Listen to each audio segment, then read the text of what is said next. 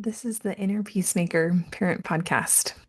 Hi, this is Cassandra Kimball here with an episode for busy giving parents to learn another Christ-centered self-help tool in order to feel more inner peace. So this week's episode is number 17, creating your powerful question. I've noticed a pattern in myself that usually when I get a new church calling, at least one line from my setting apart blessing, right? We get set apart, we get a priesthood blessing.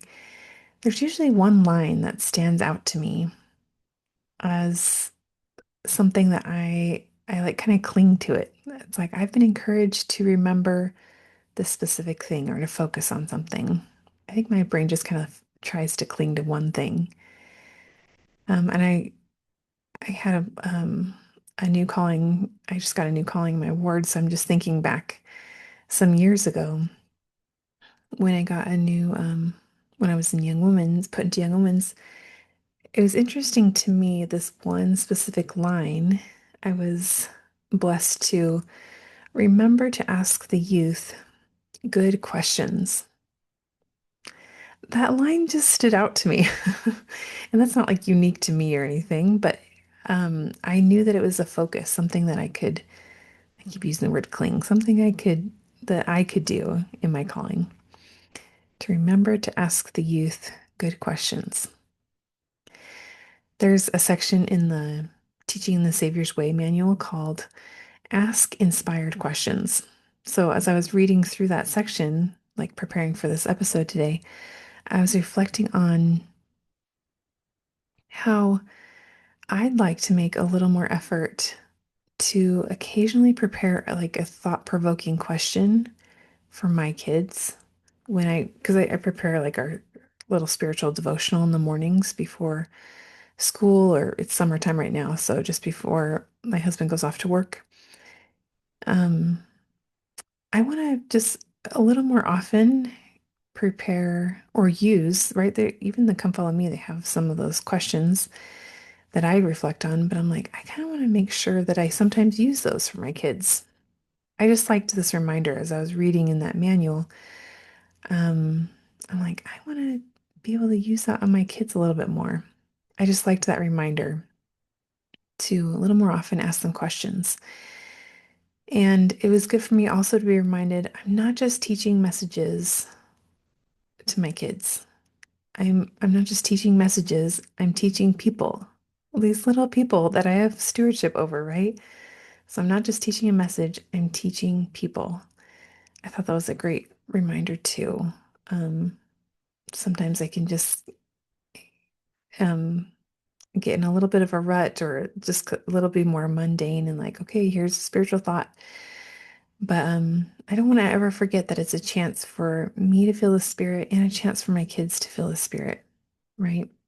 Anyway, it was just a good reminder. It's a great manual, Teaching in the Savior's Way.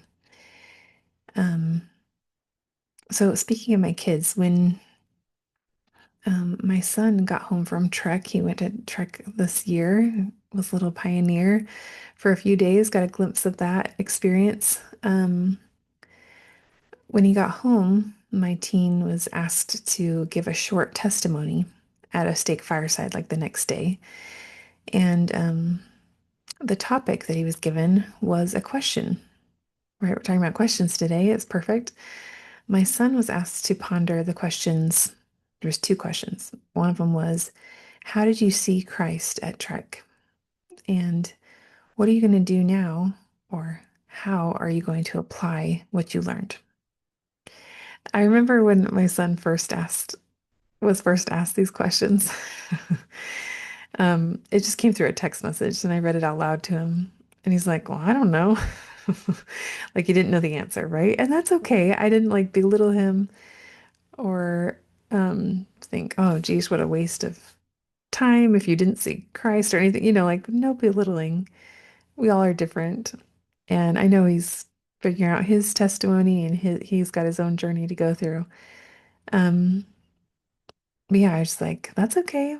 Like maybe we just talk about your trip a little bit together. And so we talked more And he came up with a good thought after some digging. He came up with a good thought from a moment one evening. He was looking up at the stars when he's in his sleeping bag, laying out on the ground in a sleeping bag. He was looking up at the stars and he reflected how God created every one of those stars. And because he's curious, I love that about my son. He's curious. He later looked up online to find that there are an estimated 200 billion trillion stars in the observable universe. And that's how he worded it in his talk. And in his talk, my son said, that number sounds like a little kid trying to say a big number. But it really is a number. And you write a two followed by 23 zeros. So that's a lot of stars. So during Trek, my son caught a glimpse of what God has created, and he came up with like that he'd like to learn more facts about things that God has created. He said that was really interesting and cool to him. So, my point in sharing this is that he got to that conclusion not right away, right? At the beginning, he's like, I don't know. I didn't see Christ in Trek, right? So it didn't come right away. But after two questions and some moments like of pondering and brainstorming, ideas of what he learned really did come. I know I've quoted this lady before. It's because I love her book. So, in Julie Morgenstern's book, Time to Parent, I just love her book. So, she quotes another author, actually, Lawrence Steinberg. I'm pulling out this book right now. And then this is what Julie says about Lawrence Steinberg's book. She says, I believe this book offers the best guide to keeping up with your child's stages of development that I've come across. It focuses not just on what your kids need, but on the changing role you play as a parent at each stage of childhood. Understanding where your child is on the spectrum of emotional development will not only make them less of a puzzle, but will, our children's aren't puzzles, are they? It not only make them less of a puzzle, but will enable you to be a more responsive and attuned mom or dad. So, for each stage of development, Steinberg says there is always a central question that you should ask yourself. So, I'm just pointing this out, right? Central question that you should ask yourself that will help you figure out what your child needs from you. So I just thought these were interesting. And there's like a whole paragraph about each different stage. I'm not going to go into that, but I just thought I'd at least read the question just for you to think about. So if you have an infant, the question is, how can I help my child feel more secure? If you have a toddler, you could ask, um, because her emotional concerns shift from security to independence. So you could ask this question, how can I help my child feel more in control? Right? Because your role is to help your child feel in charge without actually giving up your authority as a parent, right? So, how can I help my child feel more in control? The preschool age, what can I do to help my child feel more grown up? I thought that was interesting. In the school age, I've got one of those. How can I help my child feel more capable? In the paragraph, I underlined where she writes, your role is to help her identify what she's good at and to become better at the things she needs and wants to master. So that's great. For a tween, how can I help my adolescent feel more independent? Um, and then in the paragraph, I just wanted to underline one part here. It said, while the whole point of emotional development at this stage is for your tween to not feel dependent on you, you play a huge role in helping this independence to develop. I just think this is so encouraging and good. And the last one is when you have a teenager. And the question to ask yourself is, how can I help my teenager understand himself or herself better? So, how can I help my teenager understand himself or herself better. Um, she says your role is to help your teenager figure out what kind of person she is and what kind of person she wants to become, right? Just to be in there with her in that journey with them. As I wrote in the note, because this is my copy of this book, I wrote an umbrella thought for all these is the family proclamation in my mind, because we're primarily responsible to nurture our children. So I thought maybe a question too is how can I nurture, which just means to encourage or support the growth of someone. So how can I nurture or encourage the growth of so and so today, right? Whatever your kid's name is. How can I nurture or encourage the growth of so and so today, right? Isn't that just fun? Doesn't that feel good? I think to me, knowing if it's a good question, it feels good and it feels, I use this word a lot, but expansive in my mind. Like it just feels very open and inviting to me. As I was preparing this episode, I also noticed on my desk, I have all these books in front of me. Let me put this one to the side. I noticed um, a set of books that a dear friend of mine is letting me borrow this summer, which she uses in her homeschooling program. And she taught me the beauty of a seemingly simple practice. It seems so simple. In my mind, I'm like, oh, is that really going to do anything? But I feel so open and curious to try it out. And so I asked if I could borrow her books, a couple of her books during the summer.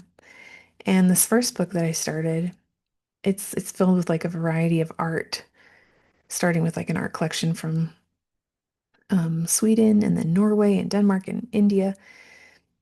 And they're all different in like unique ways. So there's some art, there's some poetry, there's a few stories. My friend taught me that the John, it looks like Muir, but she said you pronounce it Muir. So the John Muir method of observation, which includes asking three questions to help you and your kids observe things such as art. And I don't think I've ever done this before of asking these three specific questions. A lot of times I look at art and I'm like, okay, what do I see? Great, move on, right? That's kind of been how I've looked at art before. And it's just kind of a really unique method to me. And I'm surprised. I'm surprised how much I'm loving it. I'm surprised how joyful it feels, really present to be really present with something, which just feels really good. It feels very joyful. And I'll write these three questions in the description box so you don't have to remember them.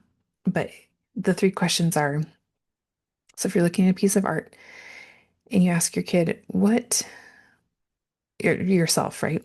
What do I notice? What does it remind me of? And what does it make me wonder? So, what do I notice? What does it remind me of? And what does it make me wonder? And you give time for each question. So, you ask the first one and then you wait for their response. And I do it with my girls. I've done it with my son before.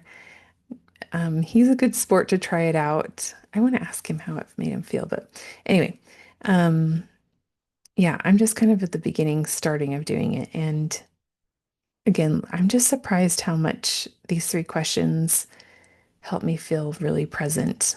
And I watched one of um, John Muir's videos, and he explains in way better detail than I could even try to of the importance and the gift of these three questions and how it can help your brain. And it's so cool. He knows like the science behind why these questions are so powerful.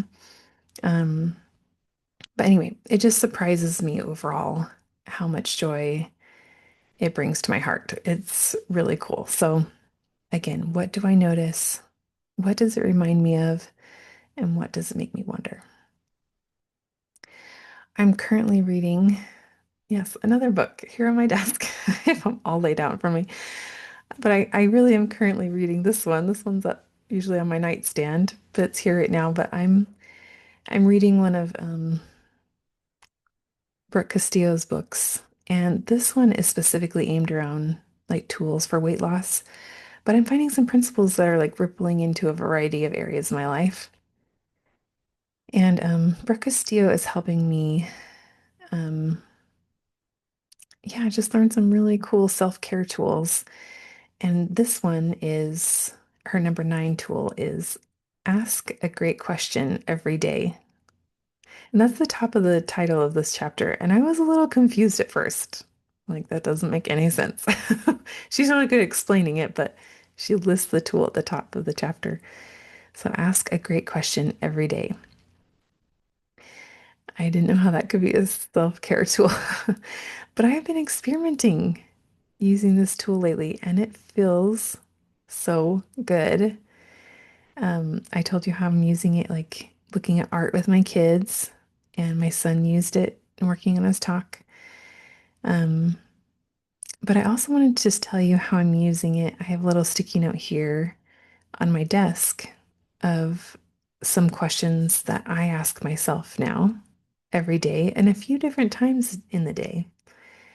Um, and before I get to that, I do want to read a little paragraph from Brooke Castillo because this is important. You don't want to create a question because it's important to create questions, but we don't want to create questions that disempower you, right? That that bring you down, that are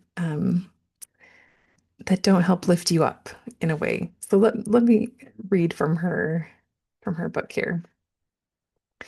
She gives a good example. She says, if you ask yourself why you can't lose weight, you will come back with a slew of very negative, self-defeating answers, right? You're like, why can't I just lose this weight, right? It's just very negative. So you have incorporated a negative belief into the question, and your brain will be sent to task to prove the negative belief correct. Your brain is a very powerful tool that is able to do just that. It may come back with, you don't have willpower, you don't have enough time, you don't care enough. But if you change the question to incorporate an empowering belief, you will come up with answers that are just as empowering. For example, it could change to, how can I lose weight permanently and have fun at the same time? You will likely come up with much more creative and wonderful ideas that will move you closer towards your goal. Isn't that fun? Like you can just, at least for me, I can tell the difference of those two questions. So I thought that was just really, really supportive and good advice. And I was feeling open to, um, at the end of the chapter, she says, she's like this little exercise, and it says, write down 3 of your own great questions to ask each day. So I was feeling very open, like, all right, I'll try this out. Like, I'm just going to start with one and just see how it goes. And now I've created a few other ones too. Um, but yeah, they just feel so good inside of me. And I'd like to share a few of them. Um, again, just to spark your own ideas. You don't have to take these ones or anything. I just want you to know, um, I just hear a few examples. So before you hear my question, one of my personal goals is to connect with my youngest daughter a little bit more, just have more connective moments with her. I usually choose like one person in my family to just kind of focus on a little bit extra just for like a month or two, and then I usually switch it to somebody else. So this summer has been my little sweet 5-year-old, and so my one of my questions on my sticky note here is, what could I do or say today to share my love for Savannah? Like, what could I do or say today to share my love for her? Um, Another one, I'm not going to explain the reasoning behind this next one because I want to write an episode about it. Um, but just know the backstory in a nutshell is I was reading the story of Daniel, um, and his friends that are in front of the king, and so yeah, and they don't accept like the king's wines and meat, right? And so My question to myself is, how can I be more like Daniel today? Again, I'll go into more of it later, but I want to put a picture on the fridge of, or in my office here. I have space among all these books to put up his picture of Daniel because I just want to be more like David or Daniel. Excuse me, I was saying David. How can I be more like David today? Daniel, gosh, I keep saying the wrong thing. How can I be like Daniel today? There we go. Um, my next one is how can I honor my body today? And then I have some other ones, but I just I just want you to know, I just want to give a few examples of questions that feel good to me, right? And that's the biggest thing is that I invite you, right? I'm not going to force anyone to do anything, but I just invite you to pick a question that feels good to you. I'm just experimenting with questions and I just realizing how powerful they are, right? I'm thinking back to my son's trek experience, right? Like reflecting on that. I'm thinking of my girls with looking at art now and these little books filled with art. And I'm thinking of myself and how it's helping me expand my mind towards like, yeah, how can I connect with my daughter today?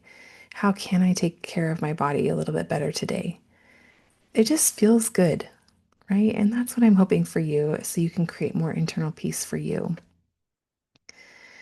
Um, and if we keep thinking of asking questions, we can for sure think of the Savior Jesus Christ and how he asked questions. I love that in the Teaching the Savior's Way manual, it helps me remember that he asked questions like, "But whom say ye that I am?" And Simon Peter answered and said, "Thou art the Christ, the Son of the living God." Right? I just pondered for a moment. I'm like, what would I say if he said, "But whom say ye that I am?" Like, what would I say to that? Um, I also thought of another question that I remember reading. Um, Before I get to that question, I found a talk by Elder Ballard. He had a reflective moment with this one question too. He went with his friend to the Holy Land, which is so cool. I would love to go there someday. Um, so he went with his friend to the Holy Land, and one day as they were standing on the shore, a part of the shore of the Sea of Galilee, Elder Ballard reflected on how the Savior, like according to John chapter 21, was somewhere along the shore, like after his resurrection, and he asked his followers a question and said, Jesus saith to Simon Peter, Simon, lovest thou me more than these? Right? This is a question he's asking him, right? Lovest thou me more than these? Elder Ballard, in his talk, goes on to say, while I was standing on that same seashore, I realized that the Savior's question was one of the most important questions that he might someday ask me. I could almost hear his voice asking, Russell, lovest thou me more than these?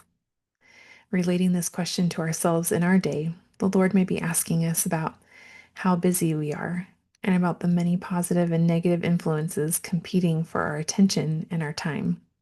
He may be asking each of us if we love Him more than the things of this world. This may be a question about what we really value in life, who we follow, and how we view our relationships with family members and neighbors. So, how would we answer the question, Lovest thou me more than these? When we discover a fuller meaning of this question, we can become better family members, neighbors, citizens, members of the church, and sons and daughters of God. End quote. I hope these different little stories and different things from books, I hope it was enjoyable to reflect on. This is just unique to me that all these different ways and things have come up recently, and just the influence and power of great questions. I know for me, I don't think of that usually. I don't think of the importance and power and joy of asking and reflecting on a good question. But I really do believe a question has the ability to help you get creative in your life and to help you feel more inner peace, right? So I invite you to create or borrow one of the questions you heard here, um, or just create something of your own that came to your mind. And you can intentionally write it down, like I have it on a sticky note, just because I forget things really easy. And just experiment to see how it makes you feel. Even if you just start with one question. That's what I did. I just started with one question and I was like, I love this so much. I'm going to write more. It feels good to have good questions in my mind. Um, yeah, just experiment how it feels. And I hope it feels expansive to your thoughts and that it feels peaceful and it fills you with momentum to move forward with hope. I hope your question feels peaceful and it helps you have ideas of how to nurture your kids, of how to connect with them and your spouse, how to connect more with art, and how to learn from experiences like my son on Trek, and that you just feel open to ideas of how to take better care of you. So that's what I have for you today. You are an inner peacemaker that creates, asks, and ponders powerful questions. Take care.